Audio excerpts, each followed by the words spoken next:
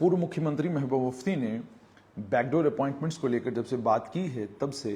पूरी कोशिश है कि बैकडोर अपॉइंटमेंट्स को लेकर जम्मू कश्मीर के लोगों को कुछ तथ्यों से अवगत करवाया जाए। बैकडोर अपॉइंटमेंट को लेकर जम्मू कश्मीर के लोगों को बताया जाए कि किस तरीके से हुर्रियत यानी अलगाववादी नेताओं का रिश्तेदार, अलगाववादी नेताओं के बच्चे, उनके करीबी, उनको भी सरकारी मुलाजमतें खैरात में मिली।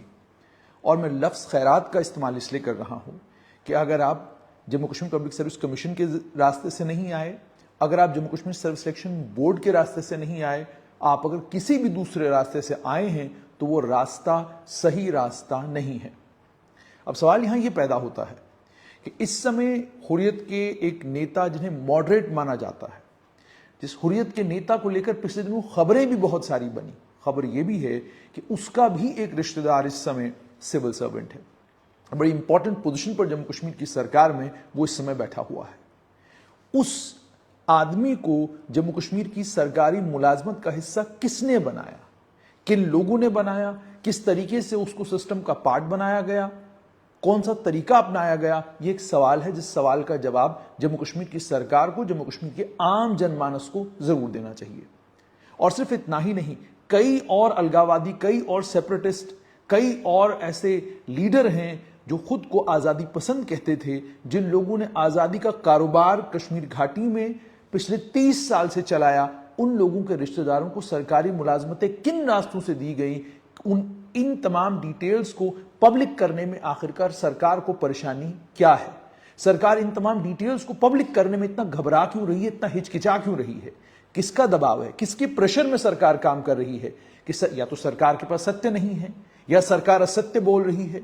या इनका जो मोड ऑफ रिक्रूटमेंट था वो बिल्कुल सही था, जिस मोड ऑफ रिक्रूटमेंट से ये लोग सरकारी मुलाजमत में आए। और उसके बाद सबसे हैरान करने वाली बात यह है कि एक तरफ आप आजादी ढूंढ रहे हैं, एक तरफ आप मुल्क से अलहदगी की बात कर रहे हैं, एक तरफ आप नौजवानों से ये कहते हैं कि आप बंदूक उठाइए, मुल्क के लिए आपको लड़ाई लड़नी है, और दूसरी तरफ आप अपने बच्चों को ये कहते हैं कि आप जम्मू कश्मीर की हुकूमत में सरकारी मुलाजमत करिए ताकि हमारे घर का राशन पानी चलता रहे। यानी बाकियों के घर में अंधेरा हो, बाकियों के बच्चे जो हैं वो जहन्नुम जाएं, और आपके बच्चे जो हैं वो सरकारी मुलाजमतें करें। और इन तमाम सरकारी मुलाजमतों को फैसिलिटेट कौन कर रहा था? इन तमाम सरकारी मुलाजमतों, ये तमाम सरकारी मुलाजमतें क्या चीफ मिनिस्टरों की इंफॉर्मेशन के बगैर दी गई हैं? क्या चीफ मिनिस्टर को नहीं मालूम होता था? जाहिर सी बात है, जब भी कभी कोई रिक्रूटमेंट होती है, जिस रिक्रूटमेंट में किसी आतंकवादी का, किसी बड़े मशहूर आतंकवादी का बेटे का नाम आए, उस इंफॉर्मेशन को, चाहे वो सर्विस सिलेक्शन बोर्ड हो, पीएससी हो, या कोई भी दूसरा इंस्टीट्यूशन हो, चीफ मिनिस्टर के साथ ना शेयर किया हो उसने, ऐसा पॉसिबल ही नहीं है। और सिर्फ इतना ही नहीं, उस समय के सीआईडी चीफ ने भी जरूर जम्मू कश्मीर की सरकार के उस समय के मुख्यमंत्री को बताया होगा कि इस आदमी को, जिसको आप सरकारी मुलाजमत देने जा रहे हैं, ये फला आदमी का बेटा है, ये फला आदमी का रिश्तेदार है, आप बताइए हम क्या करें। क्योंकि सीआईडी डिपार्टमेंट के पास एक ताकत होती है। जम्मू कश्मीर में सरकारी मुलाजमत मिलने के बाद जब तक सीआईडी आपकी वेरिफिकेशन नहीं करती और जब तक आपकी वेरिफिकेशन रिपोर्ट नहीं आती, तब तक आपको तनख्वाह नहीं मिलती। तो जब सीआईडी वेरिफिकेशन करती है तो जाहिर सी बात है, जहां पर सीआईडी को लगेगा कि यह मामला किसी बड़े आदमी से जुड़ा हुआ है, उस मामले को फौरन मुख्यमंत्री के संज्ञान में लाती है। फौरन मुख्यमंत्री को बताया जाता है कि जनाब ये आदमी है, इसका ये नाम है, इसकी ये डिटेल्स हैं, इसे ये नौकरी दी जा रही है, आप बताइए आपका इसमें ओपिनियन क्या है। वो फाइल निकालनी पड़ेगी, उन फाइल्स को जनता को दिखाना पड़ेगा कि उसमें मुख्यमंत्री ने तब कहा होगा कि नहीं, इसे सरकारी मुलाजमत नहीं दी जानी चाहिए क्योंकि ये देशद्रोही का बेटा है, क्योंकि एक आतंकी का बेटा है। दूसरा, क्या ये जुल्म उन बच्चों के साथ नहीं है जिन बच्चों को, जो बच्चे सरकारी मुलाजमतों के लिए सुबह से लेकर शाम तक मेहनत कर रहे हैं, अलग अलग इम्तिहानों की तैयारी कर रहे हैं, रातों की नींद जिन बच्चों की गुम हुई है, और जो बच्चे इस समय मुझसे रोज पूछते हैं, बताइए सब इंस्पेक्टर की रिक्रूटमेंट को लेकर सरकार क्या करने जा रही है, बताइए जेई सिविल जल शक्ति को लेकर सरकार क्या करने जा रही है, वो बच्चे ये सवाल पूछने चाहिए थे इन तमाम अलगाववादी नेताओं से और पूर्व मुख्यमंत्रियों से कि आप ये बताइए कि आपके कार्यकाल में बैकडोर से भी लोग लगे, आपके कार्यकाल में बिना इम्तिहान के आपने सरकारी मुलाजमतें लोगों को कैसे दी, आपने बिना इम्तिहान के लोग सरकारी मुलाजमत में कैसे लाए, आपने बिना इम्तिहान के अलगाववादी नेताओं के बच्चों को सिस्टम का हिस्सा कैसे बनाया। ये सारे सवाल तो बच्चों को इन तमाम नेताओं से पूछने चाहिए, जिन तमाम नेताओं से ये सवाल कोई भी नहीं पूछता, सरकार तक नहीं पूछती। सरकार तक इन मामलों में चुप्पी साधती है। सरकार की अपनी मजबूरियां हैं, राजनीतिक मजबूरियां हैं, सरकार की और कई मजबूरियां हैं जिन मजबूरियों के चलते सरकार बोलती नहीं, चुप रहती है, खामोश रहती है। किसी अखबार में खबर आ जाए, किसी वेब पोर्टल पर खबर चल जाए, बस इसी से सरकार को संतुष्टि हो जाती है कि बात बन गई। लेकिन ये बातें रोज रोशन की तरह आया है कि एक वो हुर्रियत का नेता जिसे आजकल मॉडरेट कहा जाता है, उसके रिश्तेदार भी सरकारी मुलाजमत में हैं, और आए किस रास्ते से हैं मैं नहीं, मुझे लगता खुद उनको बताना चाहिए। उसके अलावा अन्य कई और हुर्रियत के नेता हैं जिनके बच्चे, जिनके रिश्तेदार, जिनके घर के लोग सरकारी मुलाजमत करते रहे, सरकार के तनख्वाहदार रहे, और एक तरफ वो सरकार के तनख्वाहदार हुआ करते थे, दूसरी तरफ उनके घर के जो बड़े बुजुर्ग हैं वो पाकिस्तान, अलगाववाद और आजादी की बातें किया करते थे। तो ये जम्मू कश्मीर का इतिहास रहा है। तो इसीलिए जब पूर्व मुख्यमंत्री महबूबा मुफ्ती ये कहती हैं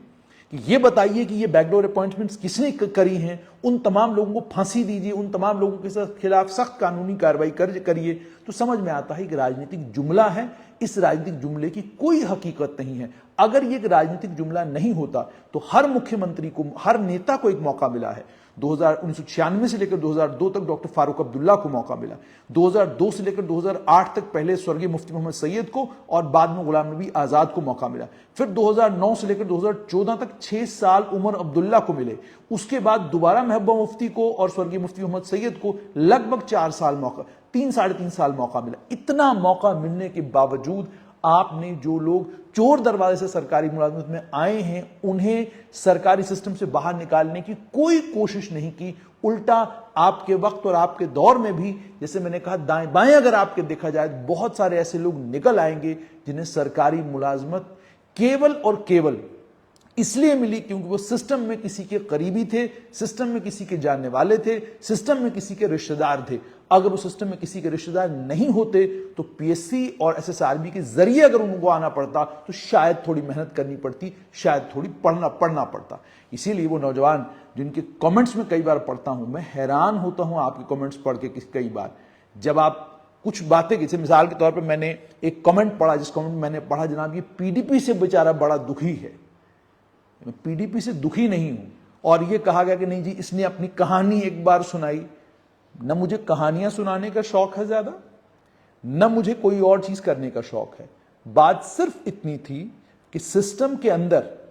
मैं एक मिडिल क्लास परिवार से आता हूं,